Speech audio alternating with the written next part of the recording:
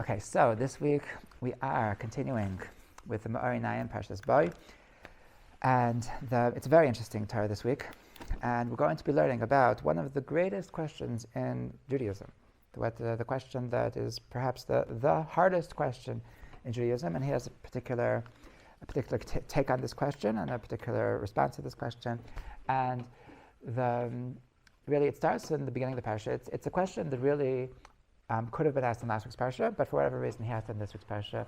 That in the beginning of the parsha, the Torah talks about the fact that ki ani hichbadati et libo v'et lev avadav, that Hashem says that I hardened Pharaoh's heart. Okay, I hardened his heart. So this is already happening. This is not the first time this is happening. Already in Vayera, so Hashem had hardened his heart numerous times, and over there, the Ramban and other commentaries, they ask that how is it fair to that Hashem would harden his heart, that it seems like it's going against the concept of free will. That one of the basic concepts of Judaism is the person has free will, and why would Hashem harden his heart? That where's the free will? How is it fair? How is it fair to harden his heart?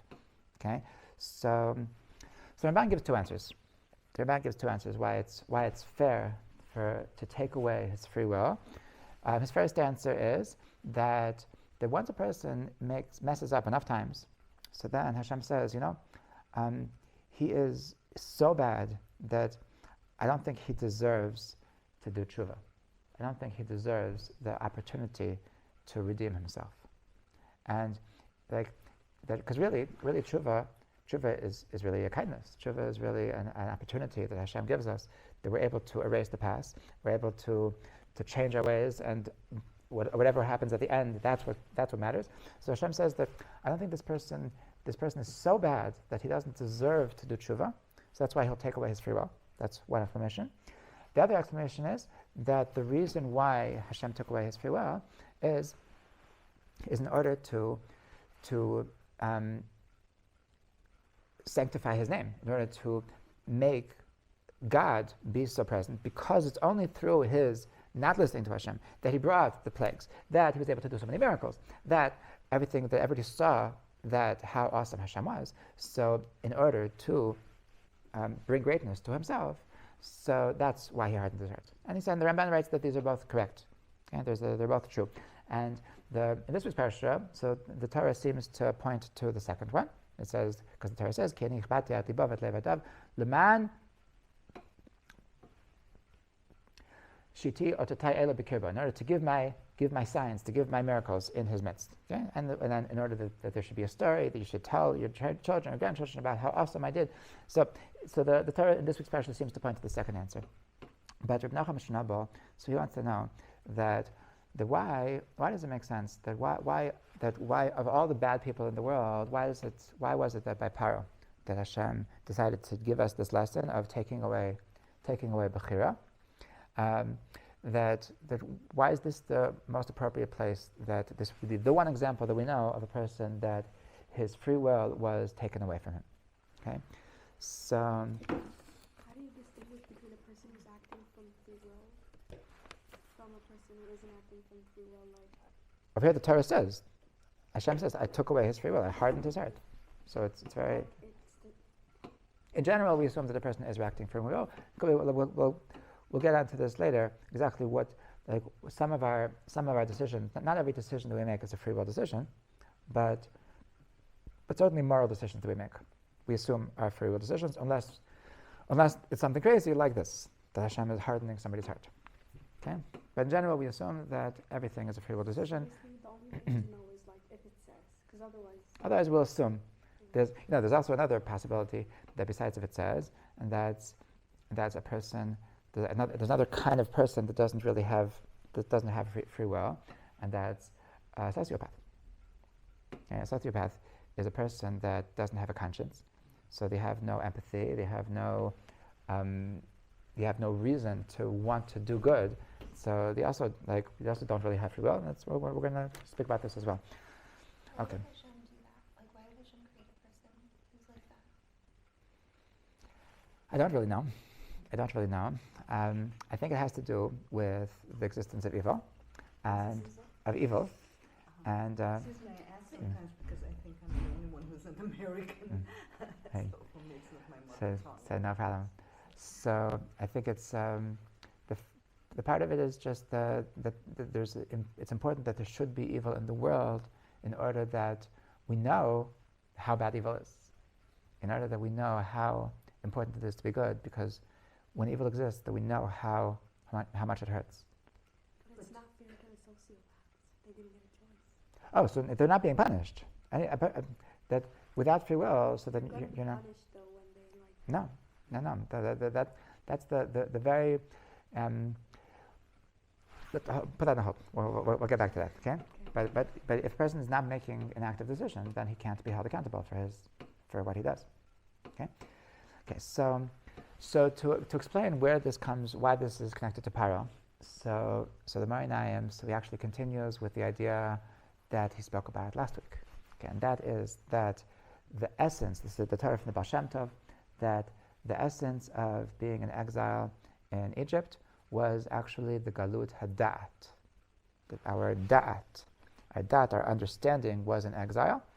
And Yetziat Mitzrayim, and coming out of Egypt, the true redemption is that we achieved da'at. Okay, that we achieved understanding. So this is really the true freedom, the true ability to succeed in life, to be Jews.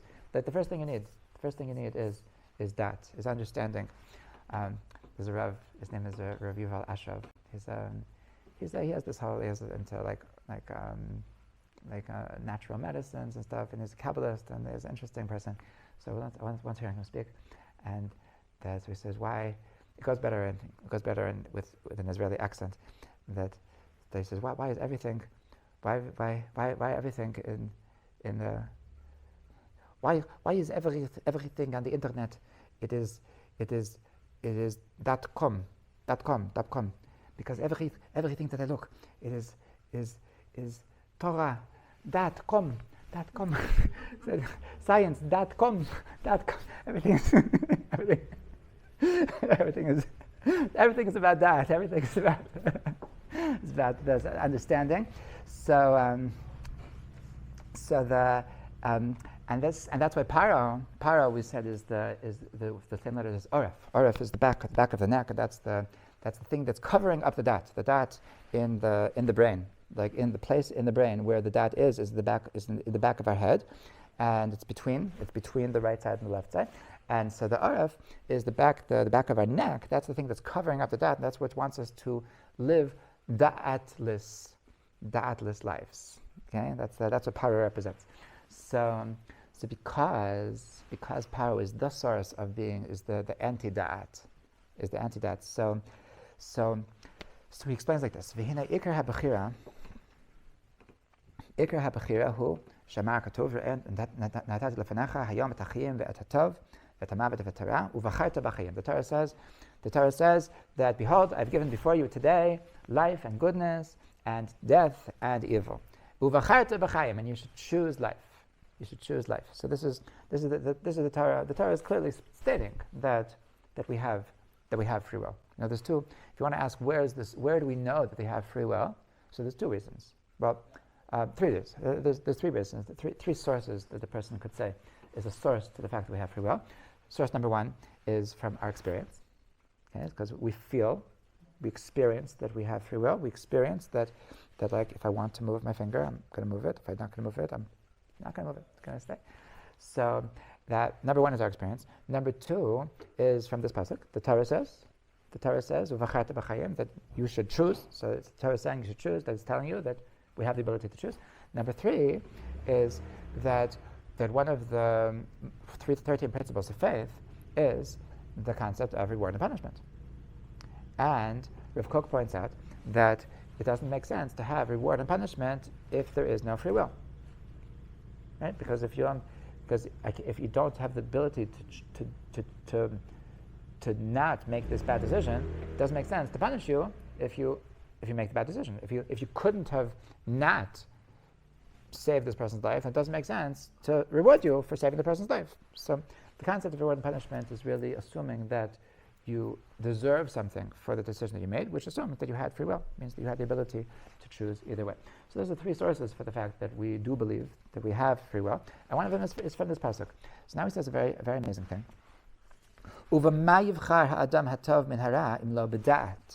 That the only way that you can actually choose between good and evil is only through your dat.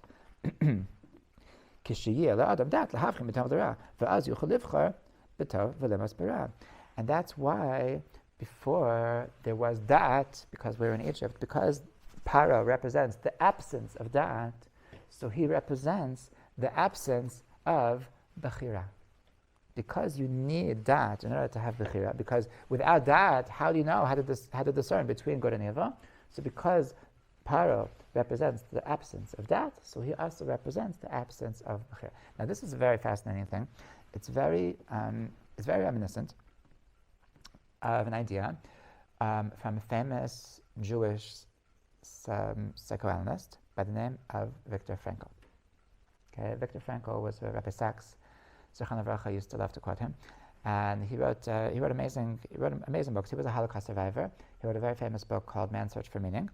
And what's interesting is that over the course of his career, he went from a completely atheist, assimilated Jew to a completely believing Jew. He would speak openly about God in his lectures at the end of his career, and the Lubavitcher Rebbe was actually a big supporter of his. And there's a whole story about how because of the Lubavitcher Rebbe, he actually succeeded in changing the way that modern psychology looks at the human existence. Like he put it onto the table of modern psychology that the greatest drive in the human psyche is the drive for meaning, search for meaning, and as opposed to the Freudian model that the greatest drive in the human psyche is the desire for pleasure. Okay, so he actually changed how the world looks at the human being from a person who is mostly looking for pleasure to a person who's mostly looking for meaning, which is an amazing turnover, amazing revolution in just what is a person. So he said that how did he find God? How did he find God? So he found God through his analysis of free will.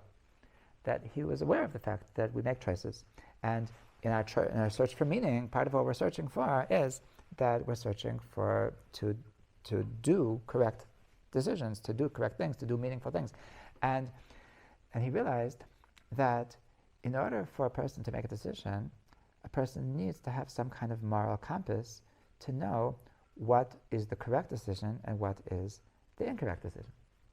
Yes, that's what we call a conscience. That's what we call a conscience. And he was trying to figure out, where does this conscience come from? Like, where do we know?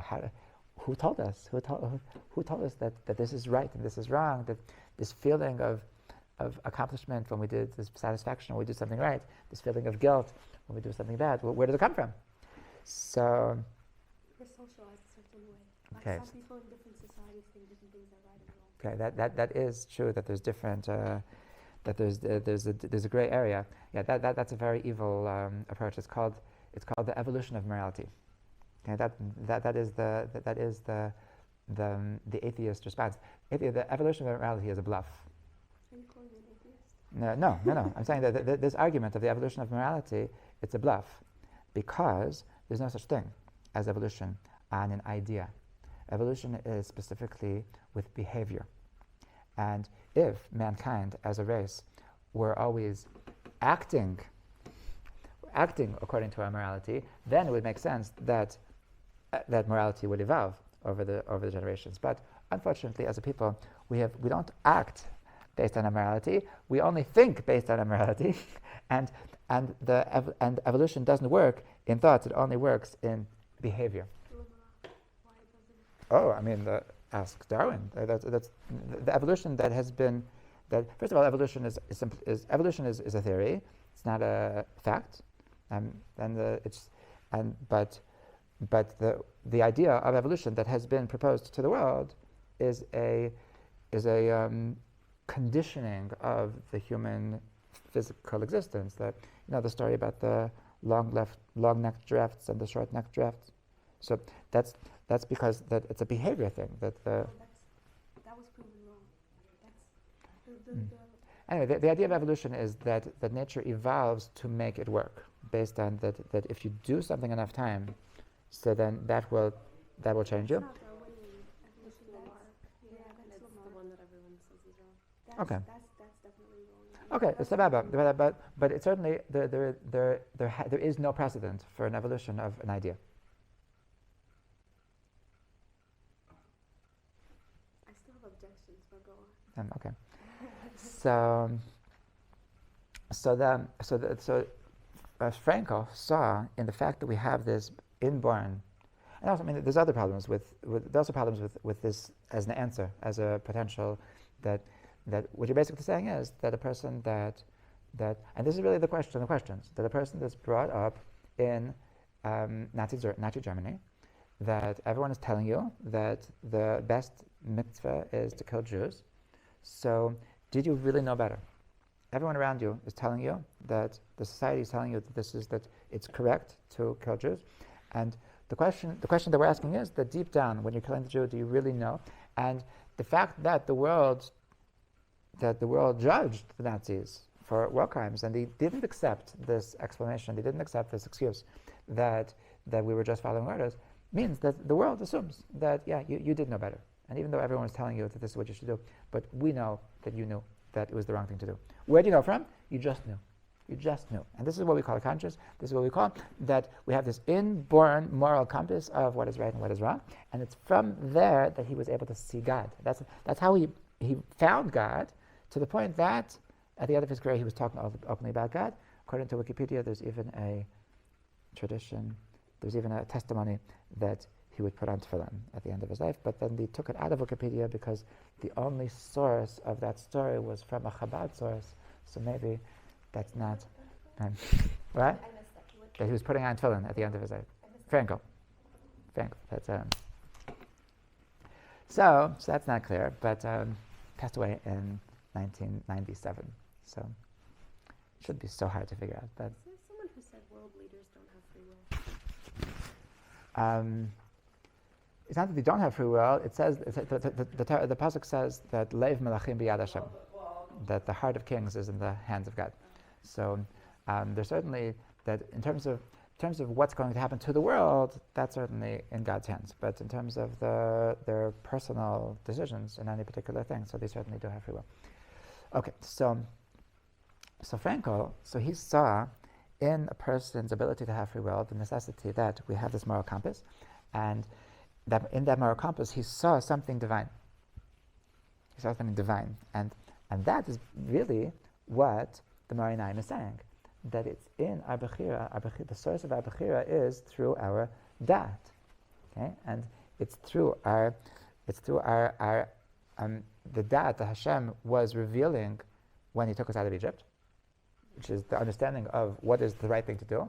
That is how we have bechira. Okay, so this is an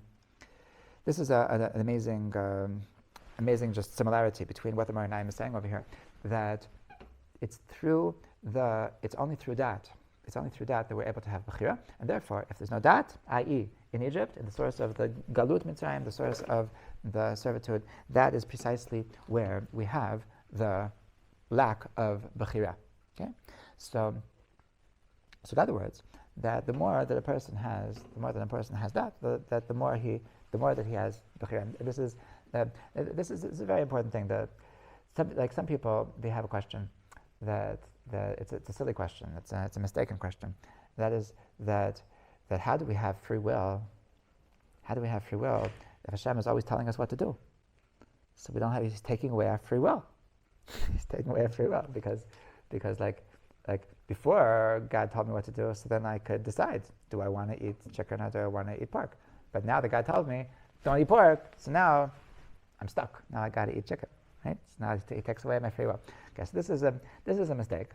This is the question is a mistake, because we have to understand what exactly is free will. So this is what we were touching on before, that it's a mistake to think that every time that we make a decision, we're actually using our free will. Okay, a lot of our decisions are actually not free will decisions. We're actually acting instinctively. Okay, for example, that when you go to the ice cream store and the ice cream person tells you that they like chocolate or vanilla, okay? So we're going to tell them vanilla, obviously, okay? So now when I tell them that I want vanilla, so was I using my free will? The answer is no. That God programmed me to be a vanilla guy, and I couldn't ask for chocolate if I want. I mean, I could, because if I wanted to punish myself, I wanted to suffer, so then I would ask for chocolate. And no, I know that I'm actually right, by the way, because in my house we buy chocolate vanilla ice cream every week for Shabbos, and my kids always eat all the vanilla, and there's always chocolate left over. So you guys are just don't have taste. What can I say? So maybe they just got my genes. So unless I want to suffer, I'm going to ask for vanilla. And you guys, unless you're stuck, you're forced to ask for chocolate, unless you want to suffer, then you'll take vanilla. And so these questions, these decisions that we're making are actually instinctive, okay? And we're actually not exercising our free will when you're deciding if you want the potato chips or the sour sticks. So you're not really, that we are programmed that this is what I like more, this is what my body gets more pleasure from. So then I'm naturally going to take whatever my body gets more pleasure from. And so so a lot of the decisions that we make are actually instinctive, okay? And unfortunately, a lot of the decisions that maybe are meaningful decisions, we're actually always acting based on our instincts. So in other words, the person could choose, never ever to choose, to make everything based just to react. To react, meaning that based on what I'm programmed to like more, to have more pleasure in my life, so how am I going to, that I'm going to make my decisions based on that.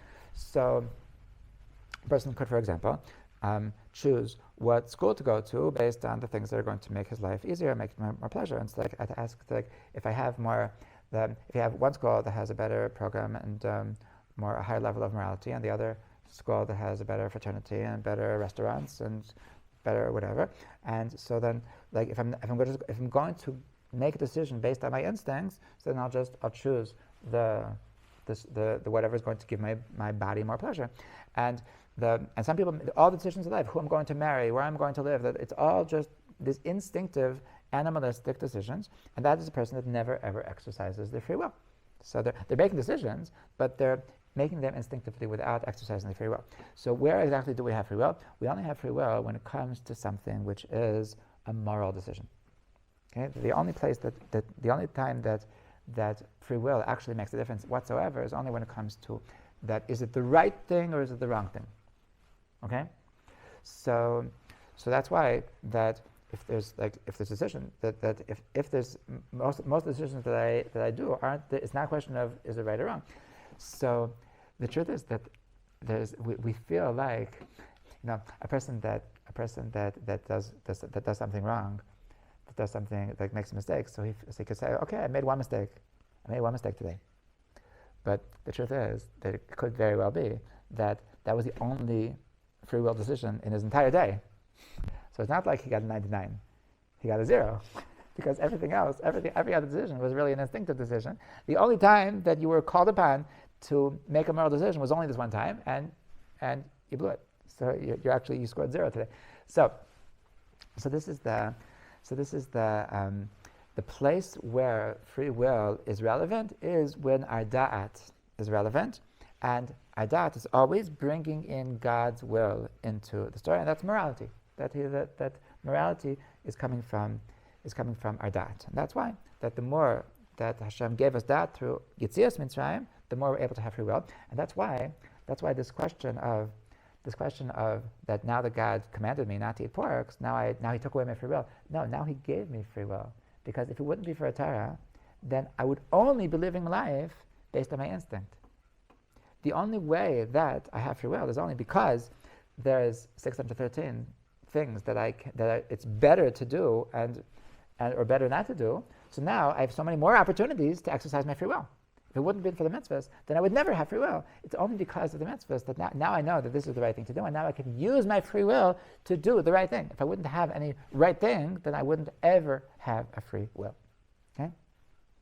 So this is what it means, that through mitzvahs, through Torah, this is what makes a person free. Because if I wouldn't have a Torah, then I wouldn't have any model, I wouldn't have any guiding light with which to make a decision. Okay, now from here, so with this idea, so he continues that this can help us understand one of the hardest questions in Jewish thought, and that is the question of Yedi'ah and Bechira. Okay, Yedi'ah and Bechira. Okay, this is a big question, it's a loaded question, and actually it has different nuances, and that's why it can be confusing. So Yedi'ah Bechira means literally knowledge versus will, versus choice. Knowledge versus choice. Okay? So what's the knowledge? The knowledge of God. Okay? The question is as follows. The question is that if God knows what I'm going to do, so then do I really have free will? Okay? That's the question. So this is the question that if God knows the future, so then it says it somewhere what's going to be. If it says somewhere what's going to be, then I couldn't have done otherwise. If I couldn't have done otherwise, so then I didn't really have a choice. That's the question. Okay? If when I'm sleeping in bed, so and my alarm goes off, so then I have an inner battle. Should I get up? Should I stay in bed? Should I press snooze? And so if God knows that I'm going to not press snooze. He knows I'm not going to press snooze. So then could I have pressed snooze if I wanted to? I could not, because it says in God's book that He's not going to press snooze, right? So when I was strong and I didn't press snooze, like Hashem knows that because He's not bound by time. He just, if you had free will and I needed to wait for you to make that choice to know in the future, that's just because I don't transcend time. Hashem just invented time and transcends it. So you had Bechira, you had a free choice, but Hashem just already exists in the future where the choice was already made, and therefore knows. But if in the future the choice was already made, so in the present, how do I have free choice? You do still have free choice. It just seems like you don't because we live in time and we can't. Don't say you do. I'm asking, how do you do? How do I have free choice? If the decision in the future is already made, so how do I have free choice? If my decision now cannot impact the future, so how is that called free choice? It's free choice if everything is exactly balanced. Like if you really are feeling something that pushes you in one direction or the other, like a lot of things we actually don't have free choice about. But a couple of things we do. I'm talking about the things we do. Yeah. Even the things we do, does God know what I'm going to choose? He does. So if He knows, then it says somewhere what I'm going to do. So if it says somewhere that I couldn't have done otherwise, if I couldn't have done otherwise, so then I didn't really have free choice. It's a facade. It's an illusion of free choice. You can also say somebody who knows me very well. They can know what I'm going to choose. Okay, that's one approach. That's one approach. But they don't really know. They just have a good feeling. Okay, I can surprise them. You can surprise them. Okay, so let's say you have 99% certainty. I still have free will. Okay, that's one approach. That's one. We're still on the question. We're still on the question. Okay, so this is the question. So where does this question come from? So it's famous from the Rambam. The Rambam expresses this question in Hilchos Tshuva in Perek Hey, that he asked this question, and he doesn't seem to give an answer.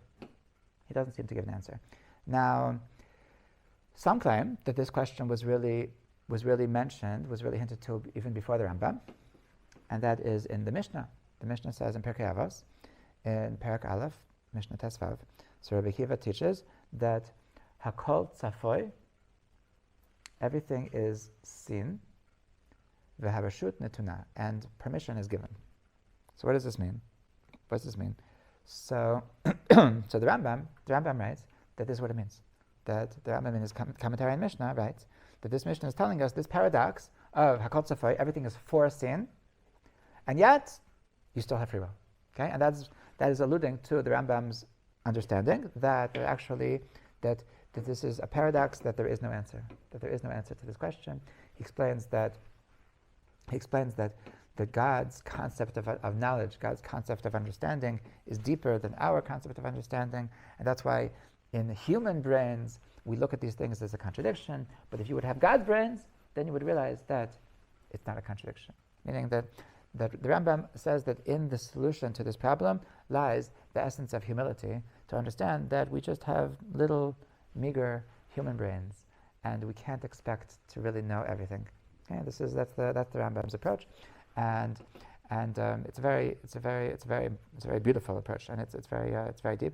Now the truth is that there is another way to understand this Mishnah, and that is Rashi.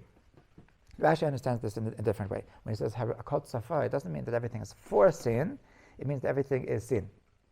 In other words, that the Mishnah is telling us that God is always watching. That you should know that God is always watching you. You can't escape. But even though He's watching you, but He doesn't stop you.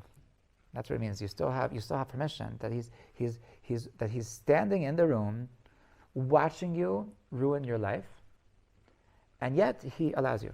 He takes a step back, and he takes a passive role in our lives, and He allows us to make all the decisions that we want, even though He's right there. Yeah, that's how Rashi understands. However, very interesting is that this discussion really took place clearly before the Rambam, because there's a passage in the Tikkunei Zohar Chadash. Okay, and the Tikkunei Zohar, so Rabbi Shimon Bar Yochai is speaking about the fact that it says that Adam Harishon, so he was told about all of the generations, Dar V'Darshav. Okay, every generation and their leaders. Okay, and he says that this is going to be a generation of tzaddikim. This is going to be a generation of Rishayim, and he saw the future. He saw what's going to be in every generation. Okay, it was once the Chazon Ish was he had a sense of humor. So once somebody, they were trying to get him to come to some meeting, some rabbi's meeting, and so the guy was annoying the Chazon Ish. So he says, you heard of the Sefer of Adam Harishon? So he says the one where it says about all the sure, it says the Sefer of Adam Harishon says all the generations, all the people, all the leaders. So he said, yeah. Did you did you read it? So he said, no. Does it exist? So he said, yeah, I read it, and it says there that the Chassidut doesn't go to meetings. Sorry. So this is the Zohar is talking about this the Sefer Adam Harishon, and so it says that Rabbi Yossi asked Rabbi Shimon Bar Yochai that, hold on a second, but if it already said that these people are going to be tzaddikim, so then how did they deserve reward? And if it says that these people are going to be Rishayim, then how did they deserve punishment? So, and now, so Rabbi Shimon Bar Yochai, he answers something. He brings this Mishnah in Pirkei Avos of Hakol Tzafar V'Harishon Sunnah. So it's clear that Rabbi Shimon Bar Yochai took the approach of Rabbi Kiva was his rabbi. Rabbi Kiva was the rabbi of Rabbi Shimon Bar Yochai, and he understood Rabbi Kiva the way that the Rambam understood, that this is actually a reference to this question of Yidiyah and Bechira. And the answer that he gives is very, very, very enigmatic. It's very unclear. And it ends up that Hanistarot Hashem Elokeinu, that this is one of the secrets of reality, and we're never going to really understand this. Okay? So basically, the Zohar also points to the fact that this is a question that we can't have an answer to, and we just need to accept. We just need to accept these. We need to accept that these two things can coexist. By the way, I told you sources for free will. What exactly is the source? What exactly is the source that God knows the future? Because maybe God doesn't know the future. Who says that God knows the future? God. Where does God say that He knows the future? So I think a lot of philosophers, they assume that the source of this assumption is actually because God is perfect. Because God is perfect, it would be imperfect for Him not to know the future. Okay? So. Then where's the source that God is perfect? Okay. Then Can we source that? that's a good question. What's actually the source that God is perfect? So, I asked this once to one of my Rebbeim, and he answered me the following. It's a little bit complicated, so I hope this makes sense. He said that from the fact that we have a concept of perfection, where is our concept of perfection from? Obviously, our concept of perfection is from God. So, if God is not perfect, so where do we get the concept of perfection from? Or in other words, that it could theoretically be that God is not perfect, but whatever we consider perfect, that is clearly God. So as much as we can connect to perfection, that's as much as God is perfect. There's this idea that you can only desire something if you have experienced it. Okay, or if it exists. So, like, I know parents, they do a really good job of not letting their kids have sugar. Mm-hmm. Like, they'll eat fruit, but like not actually like any sweets. And the kids like don't ask for it, Mm-hmm. or pray for it. Like, they'll be in a store, and it's like they don't have an interest. Mm-hmm. But after they like, finally that aunt or uncle gives them the candy, now they want the candy. Right. Because they have some memory of it. Mm-hmm. So I think I heard it in terms of like the fact that like, people want connection. Like, even if you live a life that's like very we live very. That's true. The people want connection to God. My question is, what is the source that God is perfect? Maybe God can God make mistakes? That's the question. What? No, you can't make mistakes. I mean, he had to write the Torah. Maybe before he made creating them the in order world. that we should defeat them. No, he made evil. That's part of the question. But if Huh? he's perfect, why does You have to take that out after class. But the question is still how do we know that God is perfect? Okay, I don't think what you're saying answers that question. I was kind of trying to connect it because like if sometimes we desire. I was talking to somebody today, and I was like, "Are you a perfect?" I was just how they were talking. I was like, "Are you a perfectionist?" Mm-hmm. Like there is this idea of like desiring perfection in something, and I was like, "Well, why would any of us?" Interesting. Desire Okay. If we live in a really I see. You're saying from the fact that we have a concept of perfection, that proves that. So at some Yeah. point, our neshamas knew that Mm-hmm. we must have experienced it at some point, and probably Interesting. when we were little neshamot, Okay. much Mhm. closer to Hashem than we are on this point of existence. Excellent. So now the question is that being that God is perfect, would it be an imperfection for him not to know the future? Okay.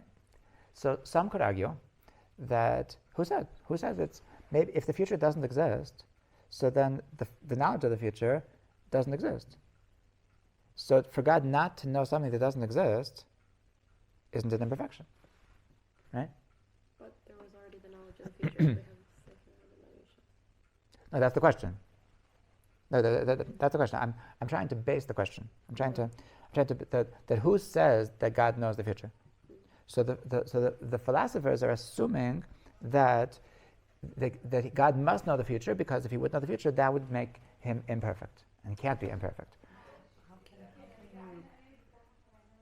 put this sense of time for instance like God, Mhm. having past tense, having present, and having future? Because You're answering the question, right? I'm still on the question. it's my question. I mean, because if you put the question in the sense of future, Mhm. it would mean you're giving God time, something like time. Does the future already exist? And I don't know, from my sense of absolute instance, no time exists. Because But does the future exist already? That's crazy. Crazy. we have the From idea Hashem's of point of view, it future. does. Does that make any sense? No, because we live in time. Okay, but does It the doesn't make any sense to us. okay? I mean, What about future promises like Mashiach? okay. So then that's I'm actually getting to that. That I don't think that logically I don't think that this is a necessity. That I don't think it's logically a necessity that God knows the future from the fact that he would be imperfect, because one could certainly argue that the future doesn't yet exist, and therefore if it doesn't exist, then there's nothing to know. So if there's nothing to know, then it's not imperfect that he doesn't know it, right?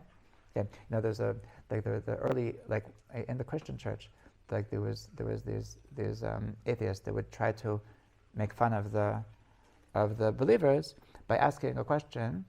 They're asking a question to try to mix up the believers. They would ask the following question: can God create a stone that he can't lift? Ever heard this question? Okay. And so then, well, you believe that God can do anything. So can he make it so? Can he make a stone that he can't lift? Because if he can't, then you're not so imperfect. I proved you wrong. You're perfect God. Is not. I know it's really a trick question. Why is it really a trick question? Because it's not that God can't do anything. God can't do anything which is perfect, right? So just like it's not imperfect for God, not that God can't be evil. He can't be cruel. It's impossible for God to be cruel. So is the fact that God can't be cruel, does that make him imperfect? Obviously not. That makes him perfect. So if God can't create something that is stronger than God, that's another way of saying that there can't be something which is stronger than God. Does that make God imperfect? That there can't be something which is stronger? No, that's precisely because God is perfect. That's why there can't be something which is stronger than God. Okay? So the same thing over here. If something doesn't exist, then it's not an imperfection not to know it. It's not the concept of God's being perfect doesn't mean that God has to say yes to every single question. Can you do this? No. There's a certain amount of things which are the perfect things, and those are the things that, because God is perfect, God has to answer yes to those questions. So that's why I don't think that's a proper source for this question. Rather, I think that the proper source for this question is only from the Torah. It's only from the Torah, and therefore, without the Torah, I don't think this is a valid question. So, where do we see in the Torah that God knows the future? From the concept of prophecies. From the concept of prophecies. First of all, that the Torah itself gives prophecies. Moreover, that the Torah says that if a prophet comes and claims to be a prophet, so maybe he's just a crazy Muhammad. So the Torah says, how do you discern if somebody is a true prophet or a false prophet? You have to ask him to predict the future. That's precisely how the prophet is going to prove himself as a legit prophet. He has to be able to tell the future. So if the future exists, in the knowledge of the prophet, so then obviously God knows it, right? Because that. And how can you know that it's true what the prophet says at the moment? Oh no, you wait. You have to wait. You have to wait until the. Yeah. That's correct. Okay. Yes. So in the same sense, what you were saying before is also true. Just like, but it's from a Torah perspective, not from a logical perspective, and that is that the name, the name Yud Kei Vav Kei, the name of God. So it represents the fact that Hashem is Haya Hoveh V'Yeh, that God exists in the future. Okay, that's what his name represents, meaning that he calls himself Yud Kei Vav Kei because he is constantly in the past, present, and future simultaneously. So that being said, so if God is in the future, that means the future already exists. If the future exists, so then obviously the whatever knowledge is there already exists in God's mind. Okay, so that's the source of this question. To which the answer is something that we can't know. Now, the truth is that this question, there's two ways to ask it. The first way to ask it was this philosophical approach. And that's that if God knows what I'm going to do tomorrow morning, so do I really have a choice when I'm not pressing snooze? Right? So that's one way to ask a question. Another way to ask a question is that if everything is God, so does it make sense for me to have free will? That can I go against God's will? That God has a will about the way the world should work. God is everything. So if I have free will, so then am I powerful? Am I more powerful than God? Okay, that's another way of asking the question. Okay, now the two questions are very, very related. It's different ways of asking the same question because if God knows the future, then I can't really choose. And like if God is everything, I can't really choose. So what's the difference between these two questions?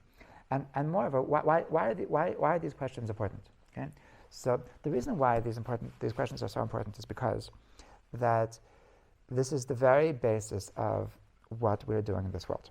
Or in other words, that if a person wants to stop keeping Shabbos, if a person wants to give up on Judaism, so a very attractive argument that he could pull out is, well, anyway, who says that I'm actually making decisions? Maybe I'm actually a robot. Maybe I'm actually a robot.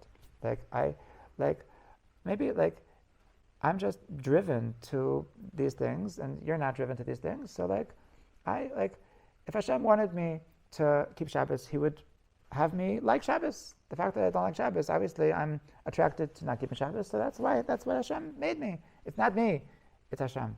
Okay? It's a very Amunah-filled Chol Shabbos. And the truth is that I have a friend that he it's actually pretty crazy that he was not very religious, but he was more like when he was younger he was more traditional, and he became completely secular. He became completely atheist, and what drove him to become so atheist? So he told me that he learned neurology, and when he would learn neurology, so he was taught that science knows exactly what's going on in every single neuron in our brain, and he didn't find the neuron that's in charge of free will.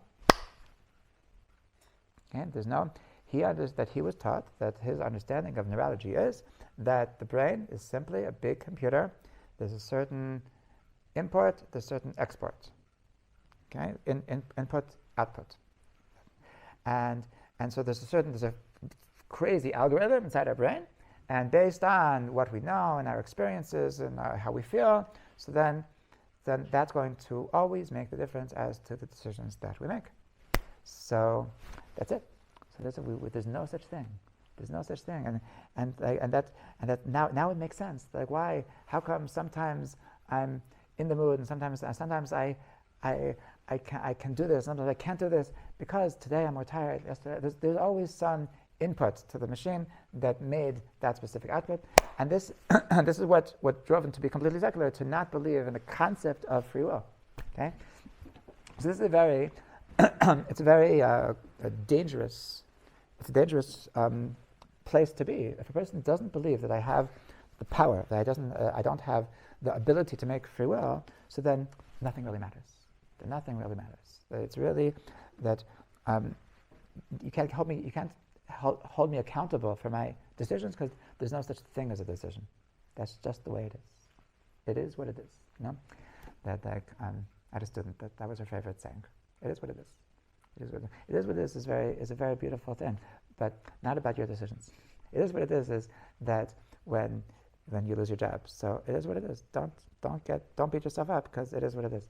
But don't say I'm not gonna buy my meds, and because it is what it is. No, you're choosing not to buy it. You're messing up your life. Not it is what it is. It's you do what you do. And that's why this is such a dangerous, such a fundamental question. This is the first question in life, is that are we actually in control? Okay, because if we're not in control, then you can just let go. You can just be free and just let it be. Okay. Now the second question is it's a twist on the same question. That if God is everything, so where am I? Can I be stronger? So this is a different question. This is not a philosophical question. This is an existential question. Okay, that person that's feeling that everything is God, so who am I? So he feels like he doesn't exist. Okay, a person that gets mixed up with this question, so he feels like a nothing. He feels like a nothing. And that's why in this question, which is dependent on the philosophical question, but it's actually a different question. So the how we answer this question is really going to depend on how I present myself in life. Okay, and that's why, in my opinion, that's why Rabbi Nachman, so he was always talking about Bechira. He was always talking about the fact that we have free will.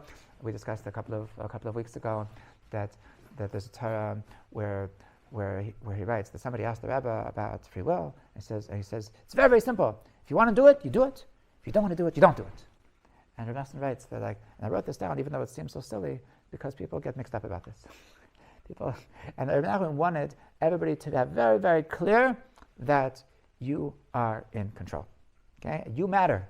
You matter, that you are actually bringing your life to whatever direction you want it to go. And he wanted to empower us. He wanted us to feel like that we're not just puppets. We're not just puppets. And interestingly, in other Chassidusim, so they're more into bittul, the negating yourself to Hashem. And the Chassidut, for example. So he's very into the fact that Hashem is completely everything. He's completely controlling everything. And according to the Chassidut, and Reb Tzadok and the Ishbitzer, it's that our control and our power in this world is very, very, very limited, and everything is up to Hashem. And so their ideal mentality is that everything is Hashem. Okay, and there isn't a clear answer to where should our focus be. It's a very beautiful thing in the Ishbitzer that by Kriyas Yamsuf, so it says that Mati Takalai, the Berabin Yisrael v'Yisrael, that Vatem Tachrishon, that you be quiet. I'm going to do everything. You be silent. Okay. By Mechamas Amalek, so it says that they were fighting, that Vayiyad of Amunah, that he put his hands up, and there was when his hands were up, then they were successful, and when his hands were down, they were. So how come by conquering Egypt, so we were supposed to be passive, and when it comes to going against Amalek, we're supposed to be active. Okay? So he says that Mitzrayim represents atheism, and so the Mi Hashem Hashem B'Karlei, that the parsha says, who is Hashem? I don't know who this God is. So when you're fighting against atheism, so then the important thing to remember is that Hashem is in charge. That Hashem is Kol Yachal. Hashem is completely in control. That's why it was important to have the mentality of the Atam Tachrishon, of being quiet, of us being passive, that everything is in God's hands. Okay? Amalek. So how is what's Amalek's power? Amalek. So he wants us to feel like we're nothing. He wants us to feel like we're just always mixed up. Amalek represents suffix, and that the way to fight against Amalek is with our self-esteem, with our feeling powerful, with our amunah, with our tefillah, with our actions. So depending on the circumstance, you need to have the different mentality, because they're both true. The question is really just there's going to be which is the focus. Okay. So now, so the Meor Einayim, so he says that based on this understanding of das, so based on the understanding that our das is our expression of God in this world, so now he says, now we can understand that there is no contradiction between Yediyah and Bechira. Now he's understanding the second nusach, the second version of this question of Yediyah and Bechira, that if everything is Hashem, so where am I? That if I have Bechira, so does that mean that I'm stronger than God? So he says that no, that's really a mistake. Because where is my Bechira coming from? I only have Bechira because I have Das. And what is Das? Das is Hashem's presence in my soul. Das is God's presence in my life. So when I'm using my Bechira, I'm actually bringing God into the picture. So it's actually not a contradiction. Okay? The Bechira is the idea because that's where I'm bringing God into the present world. Okay? So and that's what he says, that it's really, right? But when the decision is not good, how can I bring God in? So when you're making a wrong decision, so really what he's saying is that you're actually not choosing. You're actually not choosing. So that's why this doesn't answer the question of if God knows the future, so how does that he's not answering that, because he wasn't asking that question. And the answer to that question is that there's no way to understand that question. That's we have human brains. In a human brain, this is something that seems to be a contradiction, but that's okay, because there's more to life than human brain. It's very beautiful that the Rambam of all people, that he says this, because the greatest philosopher, the greatest Rambam writes in Moreh Nevuchim, that the epitome of understanding is not to know. That if you think you know, then you don't know. If you know that you don't know, then you know something. So the Rambam, he knew. So because he knew that we don't know.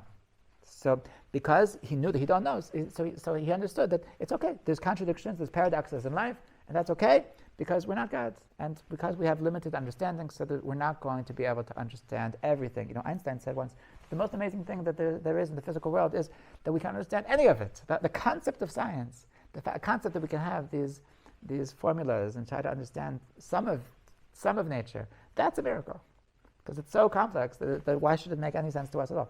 So the Rambam writes that there is no way for us to really understand the answer, to have a solution to this contradiction, because it's actually a paradox, and we shouldn't bother. This, by the way, this is the concept in modern philosophy. There's Kierkegaard. Yeah. So he developed this concept called the dialectic, which is basically the same idea, that you can have two contradictory things that exist. I love to quote my favorite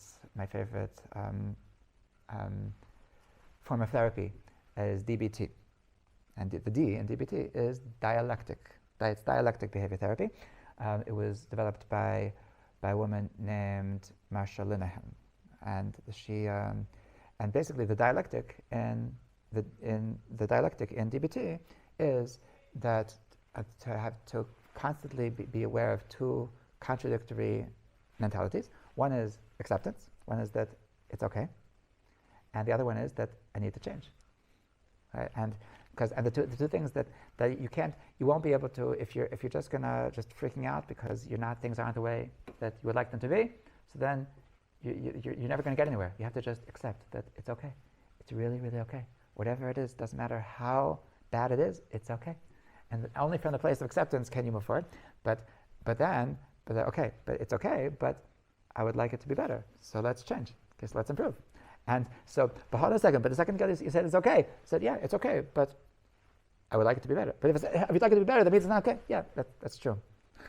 But if it's not okay, then I'm going to freak out. No, don't freak out, because it's okay. And it's really that these two things are actually contradictory, but they're both true, because it's actually okay, and you actually have to get better.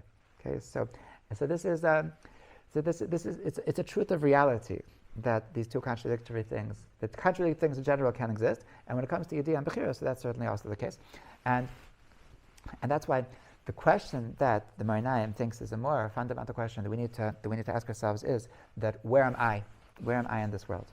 That if Hashem is everything and everywhere, so where is my Bechira? That where is my Bechira coming? Is my Bechira actually the absence of God? To which he answers that no, your Bechira is the presence of God. Okay? And because it's through your das that you're making your decisions. So every time you make a decision, that is how God is revealing himself in the world. And that's why it's actually not a contradiction. So this is a new take on decision making.